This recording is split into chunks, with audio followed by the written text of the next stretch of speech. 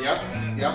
Yeah, the home automation. Another $50 a month for it. Home automation. And yeah, What about washer and dryers? What do you think? Do you think we could do that? I mean, I would that's, definitely add them. Absolutely. you know, that gives us a advantage in the market for that local area. Send me the numbers though. It's interesting to me.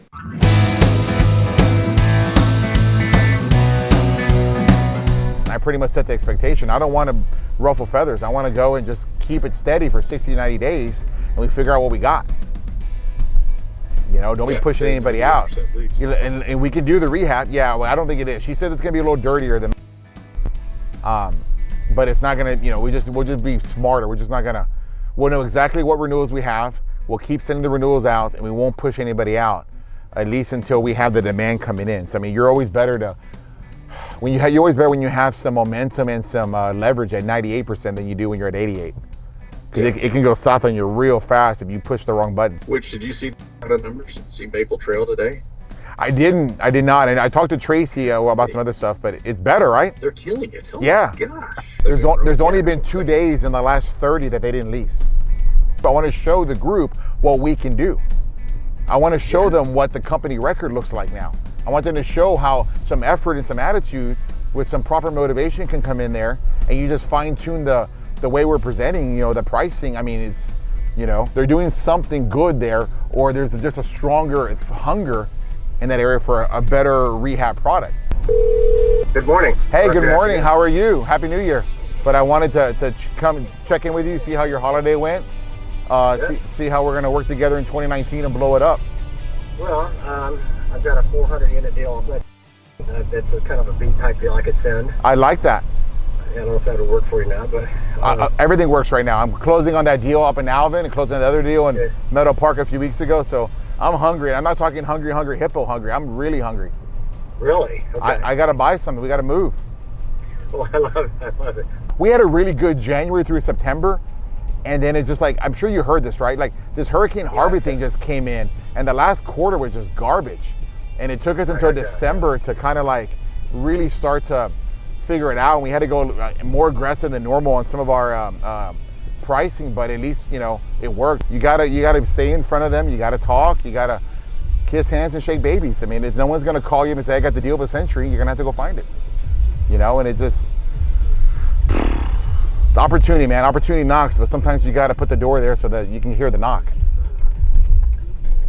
All right, so now we're gonna go have this big rehab meeting. I see Jose in his big ass truck. He's ready to do something. Gonna discuss 3 different rehabs, kind of make sure we're all on the same page. We got our new asset manager starting up soon. We gotta get him up to speed. Hey. No, man, we're trying looking for you. She's still at lunch. I'm like, no, she's not. We talked. We're jumping ahead now. We're ready to be professional. We're ready to start the year right. What I want to know is, have we finished the rehab, number 1? Number 2, have we finished what the bank wants us to do? And have we submitted reimbursement draws? And is there anything outstanding, any wish list items that we want to do? Did we get it to where we needed to go? But what about our Rockstar standard? Is it up to our standards now? Are you happy with it? Okay, so the question becomes, and I leave this to you, because you're there more than I am, and you got to make this call. Is it worth 80K? No. Is it worth doing anything more? I'll get back to you on that. Let me go walk it. Okay. One last time. So we clearly have enough cash. I'm gonna leave it to your discretion on what we need to do. So my point is, in 18, 24 months, we're gonna be faced with a decision. This will be done. We'll be cash flowing, but what is our cash position at that point versus where we are financially, and make a decision on, is it worth refining? Is it worth selling? So it's like, we got to get to 5,000 units before we get to 10, right? Well, what do we need to operate at 5,000? So look at all those. I'm thinking, who's the other one? That's it, hopefully? Those are the ones that are So those 3, they haven't had the big jump yet. the big jump. Okay, so we got to analyze, why didn't they have the jump? If they got the 99, is it the pricing that we didn't come down far enough, and or who's sitting in the chair? That's a big factor too. The big factor. You got multi-million-dollar assets with somebody that hasn't been in the business long enough. I mean, that's a fear we have. We had a conversation on this today. Like, if we get a portfolio, how are we going to run it? take on 1,000 units, take on 700 units on 3 deals. Who's gonna go in that chair? Have we been building that bench that we need to build? I know, are we wasting someone like when he clearly can do it? Can he do bigger? Yeah, I mean, we just gotta figure out who's left, and if we don't, then we're gonna have to hire out and it's gonna cost money. And you got a good 50% chance that you're gonna hire wrong. Look, I'm not gonna lie, it shook me. I'm shaking. Now, that's how you get better, is that you gotta take it in the face once or twice. And so we realize not to be so aggressive. I think we were very aggressive, and I take responsibility because I was watching it, my pride, my ego, at the same time, overdoing the rehab, overdoing the interiors, and not getting the leasing activity and waiting too long to do something on the leasing activity. Now, And also like the location too. no, it's not that, because they're 97%. I think we should have done a better job. I mean, 97% with criminals and felons. yeah, but they have been 90+%. The thing is, we try to take it to Rockstar standards too fast. And that's our own ego, right? I think, I look back on them, but they weren't struggling. They were in the 90s for a long, long time with criminals. That's just what they have. And you know what? They're making money, and they walked out smiling, making money. I think we got aggressive. I think we overdid on the interior and overdid the expenses, and we waited too long to do anything to try to spur activity drastically. The interior improvements don't fit. They're overdone to what the market. I think what we did in the interior, I think we did hit it really hard, you know, nice, because it is nice, because we now have painters, we now have resurface guys that we just had to do this. We didn't struggle and manpower at all. But I do think that what we got affected is when people left, because they were criminals. That's what we got affected. Because if those criminals hadn't left, I mean, we'll be still be. We had undercover FBI agents sitting in the parking lot waiting for the drug dealer to come out. There were people tagging outside. It's now a Rockstar worthy property. Thank you, Jose. A Rockstar worthy property, but is it? Was it the right strategy for that deal?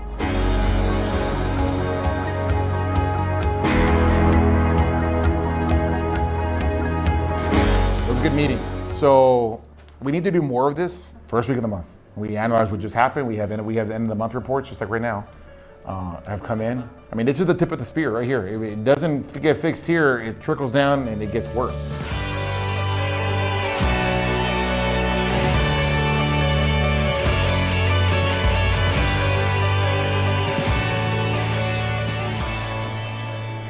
All right, I only got a quick minute because I got another meeting to run to, but that was great. Everybody got on the same page with all the rehabs. It's a lot of, man, when you're judging 3 different rehabs, you gotta like have your draw request, you gotta have the left hand talking to the right hand, you gotta make sure what the next things are, especially when the bank holds your money. You're gonna have to spend your own money, you gotta see what you have in the bank account to make sure that you can cover the GC's fees, and then it's just, it's a bad thing, because if they run out of money, they stop working, you lose into another project and or worse stuff. So I got some more meetings, I gotta handle some investor talks. That's for the camera. All right, next meeting. It's Robert Martinez, how are you? Good. Good, well thank you for taking a few minutes to talk to me. Well, thank you very much for your interest. I know you have a lot of choices, and there's a lot of people out there that you can choose from. So thank you for considering Rockstar Capital. It's definitely wholeheartedly appreciated.